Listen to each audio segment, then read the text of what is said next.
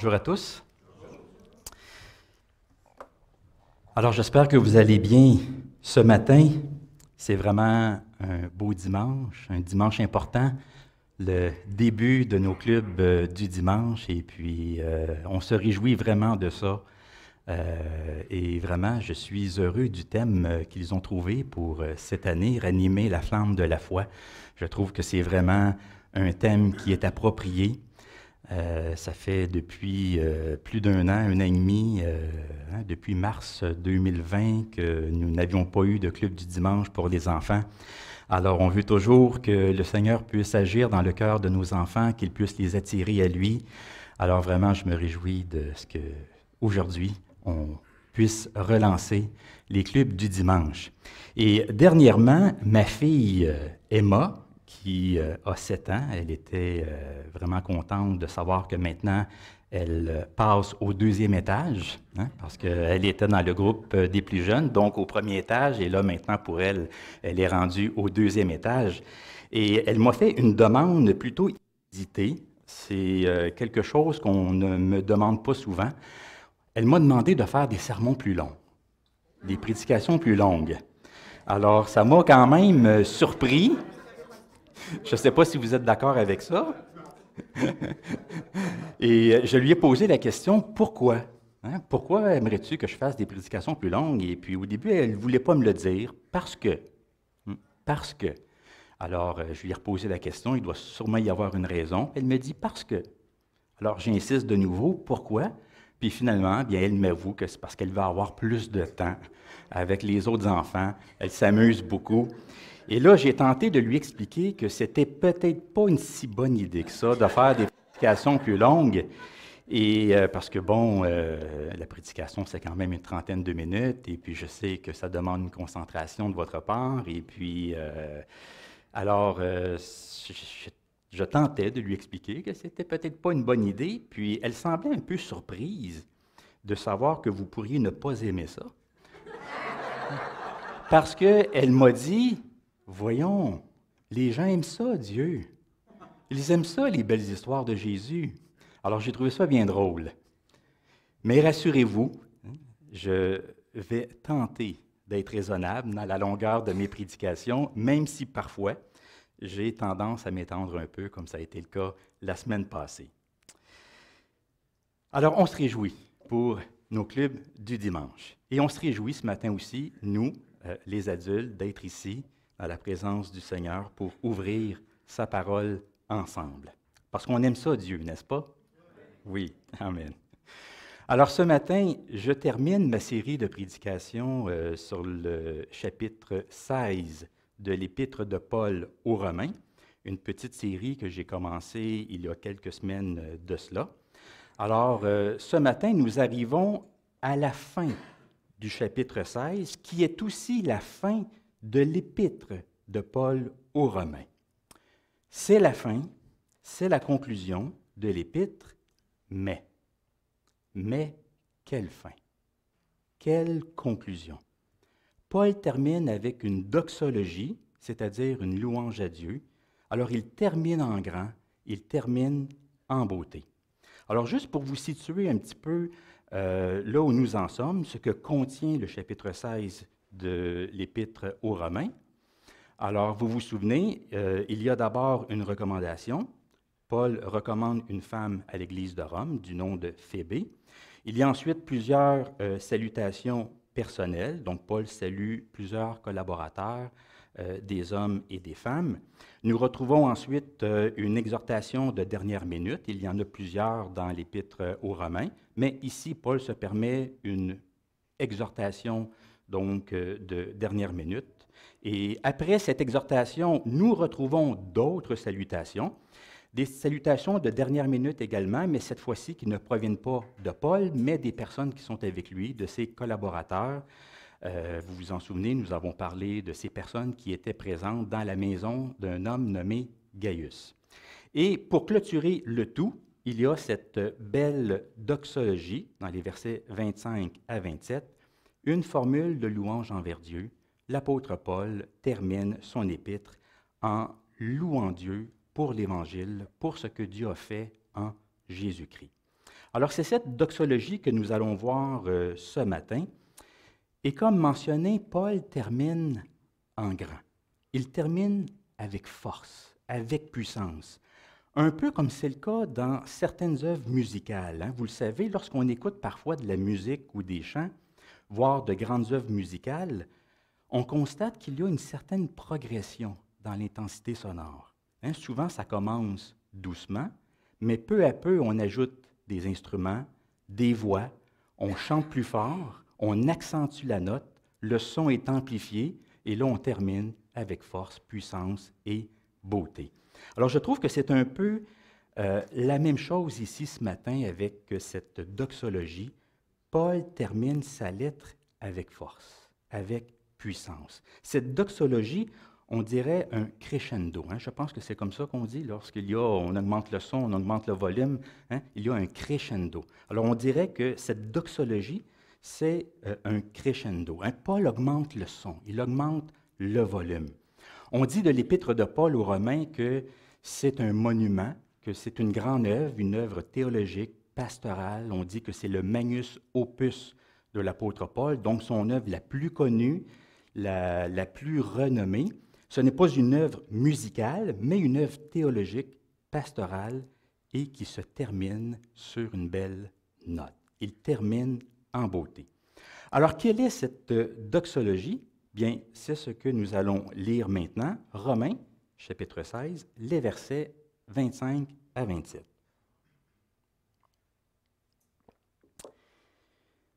Alors, à celui qui peut vous affermir selon mon évangile et la prédication de Jésus-Christ, conformément à la révélation du mystère caché pendant des siècles, mais manifesté maintenant par les écrits des prophètes, d'après l'ordre du Dieu éternel, et porté à la connaissance de toutes les nations, afin qu'elles obéissent à la foi à Dieu, seul sage, soit la gloire au siècle des siècles, par Jésus-Christ.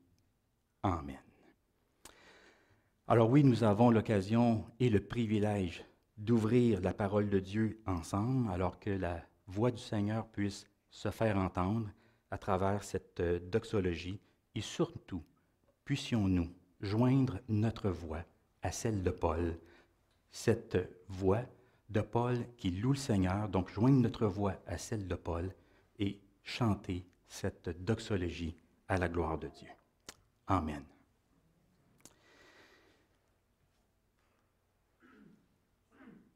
Donc, Paul termine avec une doxologie. Qu'est-ce que c'est qu'une doxologie? C'est simplement une parole de louange ou une formule de louange adressée à Dieu.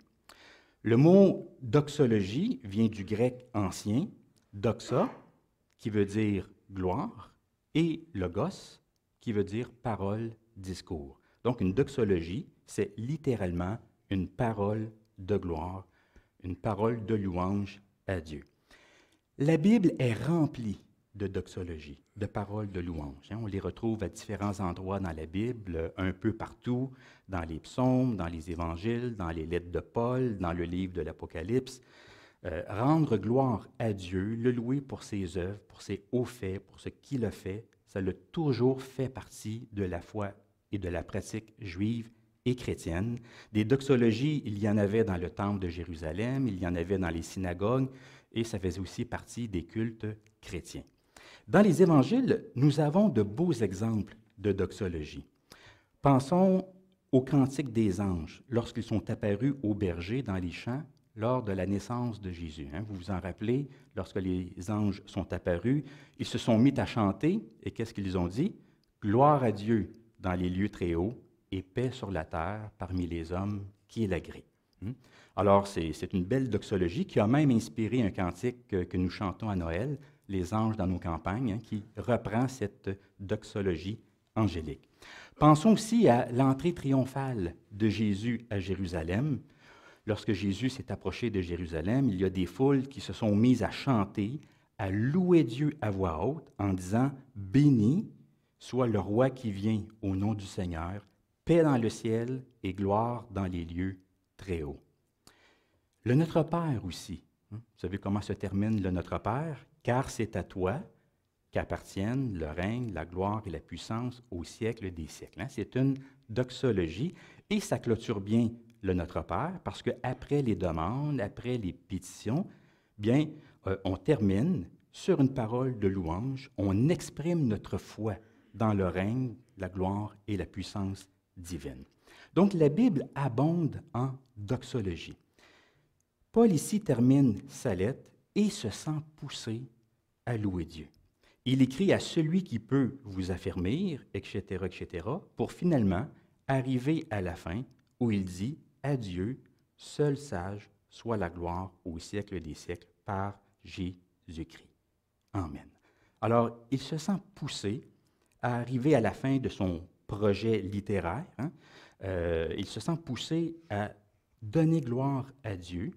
Et d'ailleurs, il y a plusieurs versions, plusieurs traductions qui débutent par les mots « Béni soit Dieu » ou « Louons Dieu » ou encore « Rendons gloire à Dieu », ce qui rend la doxologie encore plus évidente pour nous. Cette doxologie, ici, elle est importante pour au moins 3 raisons.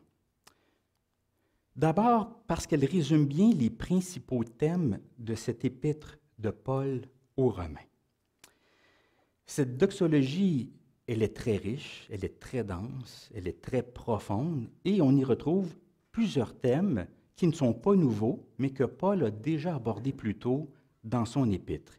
Il est question de la puissance de Dieu, de l'Évangile de Christ, d'un mystère divin caché puis révélé, de l'accomplissement des Écritures, de l'évangélisation des nations et, bien sûr, la sagesse de Dieu.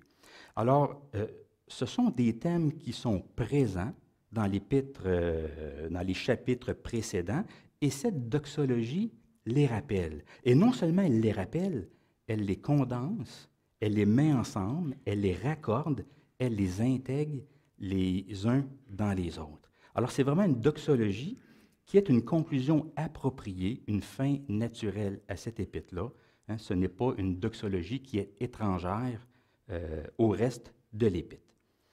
Ensuite, cette doxologie est importante parce qu'elle révèle la posture ultime qu'il est bon pour les croyants d'adopter face à l'Évangile de Jésus-Christ, face à ce que Dieu a fait en lui.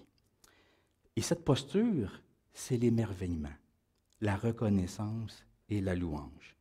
Pas l'indifférence, pas le désintérêt, mais la reconnaissance et la louange. Voici ce que dit le commentaire de la Bible annoté sur cette doxologie. Il est dit, cette doxologie termine admirablement la grande lettre apostolique en la résumant tout entière dans un élan d'adoration. Je trouve que c'est bien dit. En la résumant tout entière, comment? Dans un élan d'adoration. C'est comme si Paul, face à l'œuvre de Dieu, il communiquait que la seule posture acceptable, la posture appropriée pour le croyant, bien, c'est l'admiration, l'émerveillement, la louange. Et il ne peut pas en être autrement.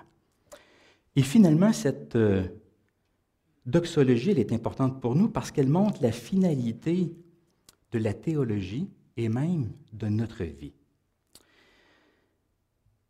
On dit de l'épître de Paul aux Romains que c'est une lettre très riche et très dense sur le plan théologique. Et lorsqu'on lit cette épître, on voit que Paul, c'est un grand théologien. C'est une lettre pastorale aussi, parce que c'est un écrit de circonstance, mais c'est vrai qu'il y a beaucoup de théologie. Parfois, Paul, il n'est pas toujours simple à suivre. Sa théologie, elle est profonde, elle est dense. Alors, ses écrits ont suscité beaucoup de débats, beaucoup de discussions. Mais effectivement, Paul est un grand théologien. Mais c'est aussi un homme de foi. Un homme au service de Dieu, au service du Seigneur. Et pour lui, la théologie conduit à une doxologie. L'étude de ce que Dieu a fait en Jésus-Christ, ça l'amène à rendre gloire pour ce que Dieu a fait. La théologie conduit à une doxologie. Il ne peut pas en être autrement selon l'apôtre Paul. Alors, ce que cela nous dit, c'est que lorsque nous étudions les Écritures, lorsque nous faisons de la théologie, bien, ce n'est pas juste pour faire de la théologie. C'est pour mieux connaître Dieu, c'est pour mieux orienter nos cœurs vers lui, c'est pour mieux comprendre ce que Dieu a fait dans le temps et dans l'histoire, et c'est aussi pour mieux le servir et que nos vies puissent servir à glorifier le Seigneur. Alors, c'est une doxologie qui est importante, et en fait, toutes les doxologies sont importantes, parce que les doxologies nous rappellent constamment que tout commence avec Dieu et que tout se termine avec Dieu. Toutes les doxologies nous aident à entretenir une vision que je dirais théocentrique du monde, donc une vision du monde où Dieu est au centre de nos pensées, de nos décisions, de nos choix, de nos pratiques, bref, de notre vie. Toute notre vie est appelée à être une doxologie, donc une vie à la gloire de Dieu. Maintenant, regardons un peu le contenu de cette doxologie. Cette doxologie, je dirais que c'est un gros fichier. J'utilise un langage informatique ici. Quand nous lisons cette doxologie de l'apôtre Paul, on dirait que nous avons un dossier zip. Ça vous dit quelque chose? Un dossier zip. Je ne suis pas un spécialiste de l'informatique. Je sais qu'il y a quelques personnes dans l'Église qui s'y connaissent mieux que moi en informatique, donc je vais faire attention à ce que je dis. Mais quand même, avec les années, j'ai pu apprendre certaines choses sur l'informatique, surtout lorsqu'on a des problèmes avec notre ordinateur. Ça nous pousse à apprendre certaines choses. Et vous savez, parfois, on a un fichier qui est assez gros, qui est assez volumineux, et parfois, on veut l'envoyer à quelqu'un, puis ça ne fonctionne pas par courriel. Alors, qu'est-ce qu'on fait pour envoyer un fichier qui est plutôt volumineux? Bien, on a deux choix.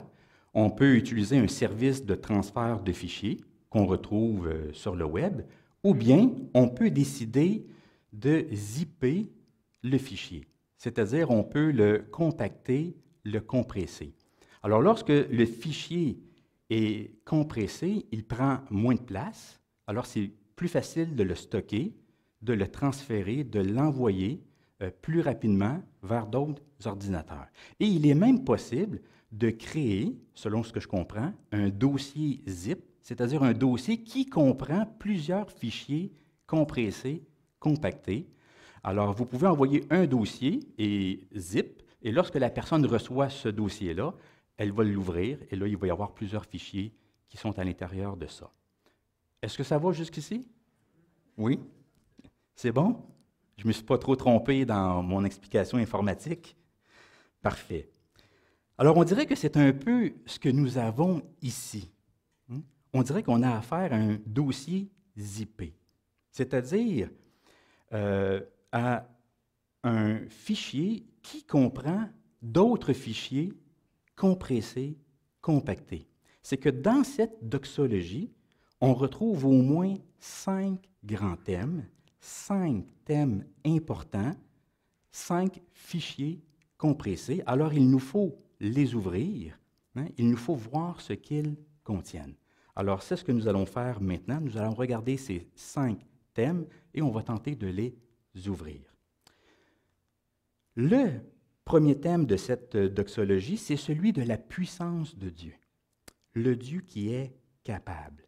Paul débute par les mots « à celui qui peut vous affermir ». Deux mots importants ici, pouvoir et affermir. Le premier mot, bien sûr, évoque la puissance de Dieu, sa capacité, son pouvoir. Dieu est capable de faire ce qu'il veut faire. Il a le pouvoir d'accomplir sa volonté, de réaliser ses plans. Et il y a plusieurs passages dans la Bible où cette expression « Dieu peut » revient. C'est une notion importante dans le Nouveau Testament, le pouvoir de Dieu. Il est dit, par exemple, que le Christ, c'est celui qui est capable de sauver tous ceux qui peuvent s'approcher de lui par la foi. Il est dit que Dieu, c'est celui qui est capable de nous combler de toute grâce au sein même de notre générosité. Il est dit que Jésus, c'est celui qui est capable de secourir ceux qui sont tentés. Il est dit que Dieu est capable de transformer notre corps pour le rendre semblable à celui du Christ au jour de la résurrection. Dieu, c'est celui qui est capable de soumettre toute chose à lui. C'est celui qui peut nous préserver de tout mal, de nous garder en lui. C'est celui qui est capable d'accomplir tout ce qu'il promet. Et il peut même faire plus que ce que nous lui demandons. Ça vaut la peine de lire Éphésiens, chapitre 3, le verset 20, où Paul écrit à celui qui peut, vous voyez, hein, c'est la même expression, à celui qui peut faire, par la puissance qui agit en nous, infiniment plus que tout ce que nous demandons ou pensons. Et à lui soit la gloire dans l'Église et en Jésus-Christ pour toutes les générations au siècle des siècles. Amen. Hein? On voit une autre doxologie. Donc Dieu peut. Dieu est capable. Et il est capable de faire quoi? Bien, il est capable d'affermir. Un autre mot qui revient souvent dans le Nouveau Testament, ce mot veut dire rendre plus fort, plus stable, plus ferme, plus solide.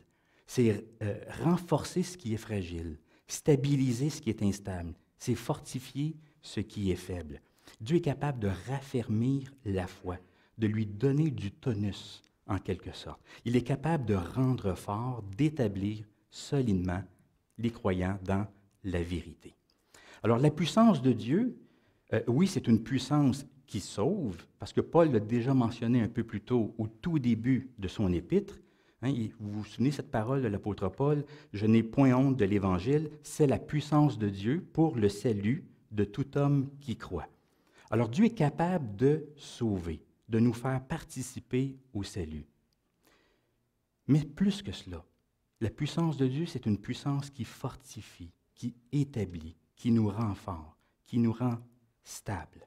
Donc Dieu est capable d'affermir cette Église malgré ses difficultés, malgré ses luttes, malgré ses tensions, malgré l'opposition rencontrée. Dieu peut les faire grandir dans la foi, les amener à maturité, à celui qui peut vous affermir. Alors Paul ici exprime cette confiance qu'il a dans la puissance de Dieu, parce que Paul aimerait pouvoir être là pour affermir les croyants. D'ailleurs, je vous l'ai déjà mentionné, Paul, il fait part de ses plans de voyage. Il aimerait pouvoir être présent avec les croyants de Rome. Pourquoi? Parce qu'il veut les encourager, il veut les instruire, il veut les affermir dans la foi. Mais là, il ne peut pas le faire parce qu'il est sur le point de s'embarquer pour aller à Jérusalem. Donc, il ne peut pas être là pour les affermir. Alors, qu'est-ce qu'il fait? Bien, il s'en remet à Dieu, il s'abandonne au Seigneur, parce que Paul sait que même si ce n'est pas à travers lui, le Seigneur va être capable d'affermir la foi des croyants de Rome à travers d'autres moyens, à travers d'autres personnes. Donc, Paul les remet à Dieu, il les remet à la puissance de Dieu. Il garde confiance que ces croyants vont grandir dans la vérité et dans la maturité à cause du Seigneur qui est présent au milieu d'eux. Donc, Dieu est capable. Le deuxième thème de cette doxologie, c'est celui de l'Évangile de Jésus-Christ. À celui qui peut vous affermir selon mon Évangile et la prédication de Jésus-Christ. Quand Paul parle de l'Évangile ici comme étant son Évangile, il veut dire par là que c'est l'Évangile qu'il annonce, qu'il porte, qu'il proclame. Cet Évangile que le Seigneur lui-même lui a confié, parce que Paul a été appelé par le Christ, le Seigneur lui a confié l'Évangile, de sorte que c'est devenu son Évangile. Ce n'est pas lui qui est à l'origine de l'Évangile, ce n'est pas lui qui a créé l'Évangile. Ce n'est pas son Évangile dans ce sens-là, mais c'est son Évangile parce que le Seigneur lui a confié et c'est celui qu'il porte au monde entier. Et c'est un Évangile qui concerne Jésus-Christ et la prédication de Jésus-Christ. On dirait ici que Paul se répète, mais ce n'est pas le cas. Paul n'est pas en train de parler ici de la prédication qui a été faite par Jésus-Christ lors de son vivant. Il est en train de décrire le contenu de son évangile. C'est un évangile qui concerne Jésus-Christ. Le mot évangile veut dire bonne nouvelle. Donc, c'est une bonne nouvelle à propos de quoi? Bien, à propos d'une personne qui est Jésus-Christ.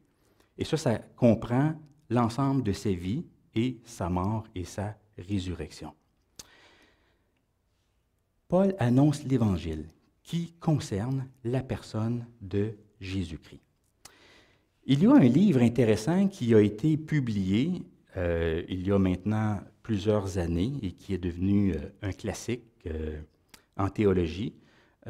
C'est un théologien du nom de C.H. Dodd et il a résumé en quoi a consisté la proclamation apostolique des tout débuts, qu'on appelle le kérygme primitif. Kérygme, ça vient du grec kérygma, qui veut dire proclamation. Donc, lorsqu'on parle du kérygme primitif, on parle de la proclamation primitive. Alors, voici, selon lui, ce qui a constitué la proclamation chrétienne initiale au tout début de l'ère de l'Église. D'abord, les Écritures se sont accomplies. Donc, Jésus est venu accomplir les Écritures. Le règne de Dieu est venu. Le monde nouveau a débuté. Et tout cela a eu lieu suite à la vie, la mort et la résurrection de Jésus-Christ. La vie de Jésus, sa mort, sa résurrection, ça a constitué un tournant dans l'histoire, un moment décisif. Suite à sa résurrection, Jésus a été exalté et il a reçu tout pouvoir. Il est monté dans les cieux, il s'est assis à la droite de Dieu. Donc, il est question de son ascension et de son intronisation. Ensuite, le Christ a envoyé l'Esprit Saint dans l'Église, le jour de la Pentecôte. Et l'Esprit Saint, c'est le signe de la présence et de la gloire du Christ dans l'Église. Ensuite, l'ère messianique, où la venue complète du règne de Dieu va atteindre sa pleine réalisation lors du retour de Christ. Les apôtres ont proclamé que le Christ reviendrait pour apporter le rétablissement de toutes choses, pour réunir toutes choses dans le monde sous l'autorité du Christ. Et finalement, un dernier point, bien, il faut répondre à l'Évangile, à ce que Dieu a fait. Il faut répondre à l'offre du salut, du pardon et du Saint-Esprit. RSVP, réponse demandée. C'est une proclamation, l'Évangile, mais une proclamation qui nécessite une réponse. Alors, tout cela a constitué la proclamation d'origine, la proclamation apostolique. Et c'était aussi l'Évangile de l'apôtre Paul. Pas juste celle de Pierre, pas juste celle des autres apôtres, mais aussi de Paul. Pas dans tous les détails, bien sûr, parce qu'il y a des différences d'un auteur à l'autre, mais dans son noyau, c'est le même Évangile. Alors, cela nous montre que la bonne nouvelle, quand on parle de l'Évangile, vous savez, on se pose encore la question aujourd'hui, qu'est-ce que l'Évangile? Et si on se pose encore la question, c'est parce qu'on a tendance à l'oublier et même en dévier. Bien, l'Évangile, ce n'est pas un concept philosophique, ce n'est pas une idéologie sociale, ce n'est pas une vérité scientifique, ce n'est pas une intuition de la nature humaine, ce n'est pas juste un message de bonne valeur. Non, l'Évangile, c'est un message qui concerne Dieu et son Fils Jésus-Christ, sa vie, sa mort et sa résurrection. C'est la proclamation d'un fait historique, de ce qu'il y a eu lieu dans un passé qui est le nôtre, et c'est ce que Dieu a fait en Jésus-Christ pour réconcilier les hommes avec lui. Et bien sûr, cet évangile a des effets, des ramifications, des conséquences, des implications sociales, pratiques, éthiques, écologiques. On dit que l'évangile a des effets dominos. Lorsque l'évangile est compris, lorsqu'il est reçu, mais ça affecte tout le reste. Ça affecte l'ensemble de notre vie, tous les domaines de notre vie. Donc, c'est le deuxième thème, l'évangile de Jésus-Christ. Troisième thème de cette doxologie, ou troisième fichier, pour garder à l'esprit cette métaphore, c'est la révélation d'un mystère. Paul parle d'un mystère caché, puis révélé. À celui qui peut vous affirmer, selon mon évangile et la prédication de Jésus-Christ, conformément à la révélation du mystère caché pendant des siècles, mais manifesté maintenant par les écrits des prophètes.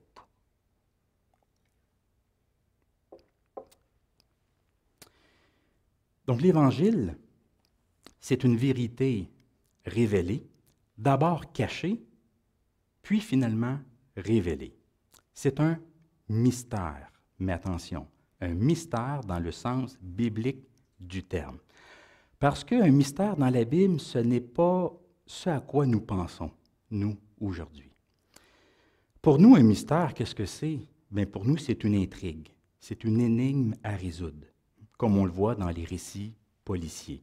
Un mystère conduit à une enquête, à une investigation. Il faut élucider les faits. Et je sais qu'on aime ça, les mystères, surtout lorsque les énigmes sont résolues. Mais ce n'est pas ça, un mystère dans les Écritures. Dans la Bible, un mystère, ce n'est pas non plus quelque chose d'inexplicable, d'insaisissable, d'incompréhensible. Vous savez, quelque chose qui dépasse la raison. On dit que la vie, elle est pleine de mystères, qu'il y a plein de choses qu'on ne comprend pas, des choses qui nous échappent, qui nous dépassent.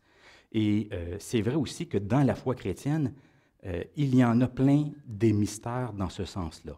L'existence de Dieu, l'éternité divine, l'incarnation du Christ. Ce sont des choses qui échappent à la raison humaine et on a de la difficulté à se les expliquer. On a souvent entendu l'expression « il est grand le mystère de la foi ». Et c'est vrai, il est grand le mystère de la foi. Mais ce n'est pas tout à fait ça non plus un mystère dans la Bible. Alors qu'est-ce que c'est? Bien, c'est quelque chose qui a été caché et qui est maintenant connu. Une vérité cachée, mais maintenant qui a été révélée par Dieu. Donc, il y a des choses que Dieu a cachées, dissimulées, ou du moins des choses que Dieu n'a pas révélées tout de suite, et il y a des choses que Dieu a décidé de révéler, de faire connaître à un moment donné. On sait que la révélation de Dieu a été progressive. Dieu n'a pas tout dit d'un seul coup.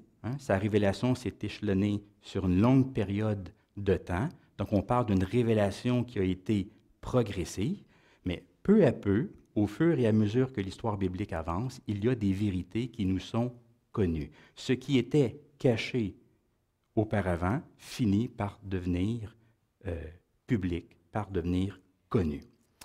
Et dans la Bible, il y en a plein de mystères dans ce genre-là. Il y a le mystère du royaume des cieux, il y a le mystère de la résurrection à venir, le mystère du Christ et de l'Église. Il est même question du mystère de l'iniquité dans Thessaloniciens. Donc, il y a plusieurs types de mystères. Dans l'Épître aux Romains, ce mystère, ça concerne le plan de Dieu pour le monde. Ce plan de créer un seul peuple, un peuple composé de Juifs et de non-Juifs. Paul fait allusion à ce mystère-là un peu plus tôt. Comme je l'ai dit, là, pour comprendre cette doxologie, il faut lire quasiment l'ensemble de l'Épître aux Romains. Alors, le plan de Dieu, c'est la création d'un nouveau peuple qui rassemble Juifs et non-Juifs, et ça a été l'intention de Dieu, ce que Dieu a toujours voulu, mais qui n'a pas été bien compris jusqu'à l'apparition de Jésus-Christ et l'éclairage apporté par le Saint-Esprit. Je sais que nous avons souvent tendance à concevoir le salut en termes individuels. Lorsqu'on lit l'Épître de Paul aux Romains, on pense que Paul parle du salut tout simplement des individus. Et c'est vrai que chaque personne est appelée à répondre personnellement à l'Évangile qui lui est annoncé. Et lorsque nous répondons par la foi à l'Évangile, bien, Paul nous dit que nous sommes justifiés, nous sommes graciés, pardonnés, nous sommes dans une bonne relation avec Dieu. Mais pour Paul, toujours dans l'Évangile, pas dans l'Évangile, mais dans l'Épître de Paul aux Romains, pour Paul, l'Évangile, ça dépasse le salut individuel. C'est un Évangile qui se pense aussi en termes collectifs. C'est que l'Évangile, c'est être sauvé en vue d'être incorporé à un peuple. C'est être sauvé en vue d'être greffé à un peuple, c'est-à-dire au nouveau peuple de Dieu qui est en train de se former suite à ce que Dieu a fait en Jésus-Christ dans le temps et dans l'histoire. Donc, le salut, on dit souvent que c'est avoir son billet pour le ciel. Ce n'est pas un langage que j'aime particulièrement. Ça inclut, ça nous éloigne de certaines vérités bibliques, ça nous fait oublier certaines vérités bibliques. Oui, il y a une place pour le salut personnel, pour que chacun d'entre nous puissions répondre à l'Évangile, mais l'Évangile, c'est être sauvé justifiés, pardonnés, en vue d'être greffés, incorporés à un nouveau peuple, un peuple international, multiethnique, qui transcende toutes les nations. Donc, ce plan de Dieu, ça a toujours fait partie de l'intention de Dieu pour le monde. Ce plan a été caché, mais maintenant, il a été révélé. Il a été caché dans les siècles passés, ou même dans les temps éternels. Il y a différentes façons de comprendre ce passage-là aussi, ou de traduire les mots de Paul. Mais maintenant, ce plan a été révélé par les écrits des prophètes. Dieu a, peu à peu, il a commencé par révéler ce plan, parce que déjà dans l'Ancien Testament, on a des indices de ce plan-là. Le plan de Dieu, ce n'est pas juste quelque chose qui s'applique au peuple juif. Il y avait déjà dans l'Ancien Testament des indications que le plan de Dieu était pour dépasser le peuple juif et que ça concernait la venue d'un Messie qui était pour mourir pour les péchés du peuple et qui était pour ressusciter par la suite. Donc, ce plan de Dieu a été révélé par les écrits des prophètes, mais attention, lu, compris, illuminé, interprété à la lumière de la révélation nouvelle que Jésus nous a apportée. La révélation, elle a été complétée par Jésus-Christ, et à cause de ce que Jésus-Christ a fait, bien, cela nous permet de relire les textes de l'Ancien Testament et de comprendre quel a été le plan de Dieu depuis toujours, mais que Dieu a progressivement révélé jusqu'à Jésus-Christ. Alors cela nous montre que l'Évangile n'aurait pas pu être inventé, ni deviné par l'homme. L'Évangile, c'est le fruit d'une révélation divine. C'est un mystère caché de toute éternité, mais que Dieu a progressivement révélé pour arriver finalement, pour le révéler pleinement en Jésus-Christ. Ça ne veut pas dire que l'on sait tout maintenant, que tout a été dévoilé concernant le plan de Dieu. Il y a encore d'autres mystères, c'est-à-dire il y a encore d'autres choses, des vérités qui n'ont pas encore été révélées. Mais il y a quand même des vérités qui nous sont connues, des mystères qui nous ont été révélés et que Dieu maintenant nous demande de proclamer. Ce qui nous amène donc au 4e thème, qui est la proclamation à toutes les nations, au peuple de ce monde, à tous les groupes ethniques. Paul écrit, mais manifesté maintenant par les écrits des prophètes, d'après l'ordre du Dieu éternel, porté à la connaissance de toutes les nations, afin qu'elles obéissent à la foi. Alors, c'est intéressant de voir que dans cette doxologie, Paul utilise 3 mots pour parler de ce mystère du plan de Dieu. C'est un mystère qui est caché. Ce mystère a été manifesté ou révélé. Et là, maintenant, c'est un mystère qui est porté, c'est-à-dire porté dans le sens d'annoncer. Il doit être publié au monde entier. La proclamation suit la révélation. Mystère caché, mystère révélé, et maintenant un mystère qui est porté, un mystère qui est annoncé au monde entier. Il n'y a pas de limite en ce qui concerne les bénéficiaires de l'Évangile. C'est un Évangile qui s'adresse au monde entier. Comme je l'ai dit, il n'est pas limité au peuple juif. Vous savez, le peuple juif, on le voit à l'époque biblique, que le peuple juif, cela lui a été reproché. Il s'énorgueillait d'être le peuple de Dieu, le peuple élu. Et c'est vrai que c'est un privilège d'être le peuple élu, mais ce que Paul dit dans l'Épître aux Romains, c'est que Dieu a décidé d'ouvrir ce privilège-là. Et ce privilège-là, ce n'est pas un privilège exclusif. C'est un privilège qui est accordé à l'ensemble du monde, au monde entier. Donc, nous aussi, qui faisons partie des autres nations, nous pouvons être incorporés, greffés par la foi en Jésus-Christ au peuple de Dieu que Dieu est en train de créer, composé de Juifs et de non-Juifs. Donc, Paul a pour mission de porter à la connaissance de toutes les nations ce mystère afin qu'elles obéissent à la foi. afin qu'elles obéissent à la foi. On peut comprendre cette expression de deux manières, soit l'obéissance qui est la foi, autrement dit, la foi, c'est ça, être obéissant, ou on peut comprendre l'obéissance qui procède de la foi, parce que lorsqu'on a la foi, ça nous amène à être obéissant. Mais peu importe la façon de comprendre cette phrase-là, ce que ça nous montre, c'est que l'Évangile, ça demande une réponse. C'est une invitation aux hommes et aux femmes de répondre par la foi. Donc cette foi qui est elle-même une obéissance et aussi qui conduit à l'obéissance. On arrive finalement au dernier thème, la sagesse de Dieu. Paul, au verset 27, reprend la phrase commencée au verset 25, c'est une longue phrase. Donc, à celui qui peut vous affermir, etc., etc. Et là, il revient ici, il reprend la phrase, « À Dieu, seul sage, soit la gloire au siècle des siècles, par Jésus-Christ. Amen. » À Dieu, seul sage. Seul sage. Deux mots ici. Seul, sage. Le mot « seul » rappelle ce que Paul a dit plus tôt dans son épître. Il n'y a qu'un seul Dieu, et c'est le Dieu créateur. C'est le Dieu des Juifs et des non-Juifs, et Dieu a un plan pour les inclure, pour les amener ensemble. Et le mot « sage », c'est un mot qui invite le lecteur, d'abord les croyants de Rome, mais aussi nous aujourd'hui, à se laisser émerveiller par ce plan divin. Parce que la sagesse de Dieu dont il est question ici, ce n'est pas celle qui se voit dans la création divine, c'est celle qui se voit dans la rédemption, dans le plan de Dieu, ce plan que Dieu a préparé, dévoilé et réalisé.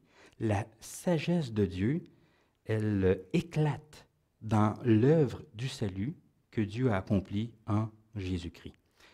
Remarquez que Paul ne dit pas « au Dieu seul puissant » ou « au Dieu seul de grâce » ou encore « au Dieu seul saint ».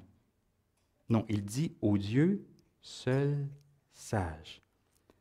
Au Dieu seul sage. Parce que Paul, quand il pense à Jésus-Christ, quand il pense à tout ce que Dieu a fait en lui dans le temps et dans l'histoire, ce que ça suscite chez lui, c'est « wow ». C'est « wow ». Il est époustouflé. Il est émerveillé. Il n'en revient pas. Et ce n'est pas la première fois que Paul est émerveillé face à cette puissance de Dieu qui se manifeste. Il s'est déjà exclamé un peu plus tôt, et je vais vous le lire, c'est dans Romains 11, les versets 33 à 36. Paul s'est exclamé « Quelle profondeur ont la richesse, la sagesse et la connaissance de Dieu, que ses jugements sont insondables et ses voies impénétrables. En effet, qui a connu la pensée du Seigneur? Et qui a été son conseiller? » Est-ce qu'il y avait quelqu'un à côté de lui pour lui dire quoi faire? Pour le conseiller? Non, il n'y avait pas personne. C'était un plan caché dans la pensée divine depuis l'éternité que Dieu a finalement révélé. Alors, Paul continue. Qui lui a donné le premier pour être payé en retour? C'est de lui, par lui, pour lui, que sont toutes choses. Dieu, c'est le commencement et la fin. C'est lui qui a conçu tout ce plan de rédemption. Donc, à lui, la gloire dans tous les siècles. Amen. Donc, une autre doxologie. Alors, c'est comme si Paul disait, regardez comment Dieu fait les choses. Regardez comment Dieu s'y est pris pour sauver l'humanité. Comment Dieu s'est révélé progressivement pour finalement arriver à Jésus-Christ et pour ouvrir le salut au peuple de ce monde, au monde entier. Et personne n'aurait pu penser à un tel plan.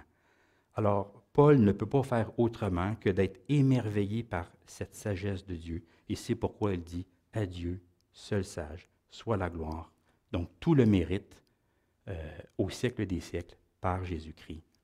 Amen. Donc, nous avons vu les 5 thèmes de cette belle et grande doxologie. Puissance de Dieu, l'évangile de Jésus-Christ, la révélation des mystères, la proclamation à toutes les nations et la sagesse de Dieu. Alors, comment est-ce qu'on peut répondre à cette doxologie aujourd'hui? Je mentionne quelques points. Bien sûr, la première chose, c'est de répondre à cet évangile. C'est un évangile qui est publié depuis plus de 2000 ans et c'est un évangile qui demande une réponse de la foi, foi qui conduit aussi à l'obéissance. Paul dit que c'est son évangile. On s'en rappelle, mais ça peut aussi devenir notre évangile. Nous ne sommes pas appelés à être apôtres comme lui, mais on peut quand même se l'approprier. On peut en faire notre évangile, donc s'approprier l'évangile et engager notre vie à marcher sur les traces de Jésus-Christ. Ensuite, remercions Dieu de nous avoir incorporés à son peuple. Nous avons part à un privilège. Nous faisons partie du peuple de Dieu à cause de Jésus-Christ. Rappelons-nous, nous sommes sauvés en vue d'être incorporés, sauvés en vue d'être greffés à un peuple. Ce peuple qui est l'Église. Et c'est la raison pour laquelle nous ne pouvons pas séparer la foi personnelle et la foi communautaire. On ne peut pas séparer ce que Dieu a uni. Je sais que ça s'applique beaucoup au mariage, mais je pense qu'on peut l'appliquer à cela aussi. Nous sommes sauvés en vue d'être incorporés. Donc, foi personnelle, appartenance communautaire, les deux vont ensemble. Ne séparons pas ce que Dieu a uni. Et par notre baptême, nous avons dit oui à Jésus-Christ et nous avons été incorporés dans le corps du Christ. Et remercions Dieu pour cela. Troisièmement, continuons d'affermir notre foi en Jésus-Christ. Parce que la volonté de Dieu pour nous, c'est que nous puissions devenir forts dans la foi, enracinés, stables en lui, dans la vérité de l'Évangile. Nous ne sommes pas appelés simplement à être sauvés, pardonnés, justifiés et incorporés, greffés au peuple de Dieu, mais nous sommes appelés à grandir dans la foi aussi, à la nourrir et à la cultiver. Et, bien, rendons gloire à Dieu pour sa sagesse. Laissons-nous nous émerveiller de nouveau face à l'Évangile. Est-ce qu'on peut reprendre les paroles, dans le fond, de cette doxologie? Est-ce qu'on peut reprendre ces paroles de Paul pour nous-mêmes? Est-ce que nous sommes toujours émerveillés de l'Évangile? Ou bien est-ce qu'on est plutôt un petit peu blasé? Vous savez, on perd de vue la beauté de l'Évangile, on perd de vue la beauté du privilège que Dieu nous fait, la beauté d'être pardonné, la beauté d'être accepté par Dieu, d'être accueilli par le Seigneur. Il est facile de perdre de vue toute la beauté de l'Évangile et de perdre cet émerveillement que nous avions peut-être même au tout début de notre vie chrétienne. Mais oui, laissons-nous émerveiller de nouveau par l'Évangile. Rendons gloire à Dieu pour sa sagesse qui s'est manifestée. Est-ce qu'on peut le dire ensemble? Juste ici. Et voilà. À Dieu, seul sage, soit la gloire au siècle des siècles, par Jésus-Christ. Amen. Amen. Alors, je vais inviter l'équipe musicale à s'avancer. Je vais inviter aussi Josée, notre présidente, à vous adresser la parole. Elle a quelques petites annonces à vous faire, mais vous allez voir que nous allons terminer ce culte en chantant une doxologie, un beau cantique, qui est une doxologie qui est inspirée du livre de l'Apocalypse. C'est au chapitre 1, au verset 6, qui dit « À celui qui nous aime, qui nous a délivrés de nos péchés par son sang, qui a fait de nous un royaume, des sacrificateurs pour Dieu son Père. À lui soit la gloire et la puissance au siècle des siècles. Amen. » Donc, il y a un cantique qui a été composé sur cette doxologie-là. C'est celui que nous allons chanter. Et je vais vous inviter, après le mot de la fin, à chanter fort. Bien sûr, mettez vos masques, mais chantons fort, chantons la gloire de Dieu. Que ce soit notre crescendo de notre culte, augmentons le volume, montons le son, puis rendons gloire à Dieu pour sa sagesse.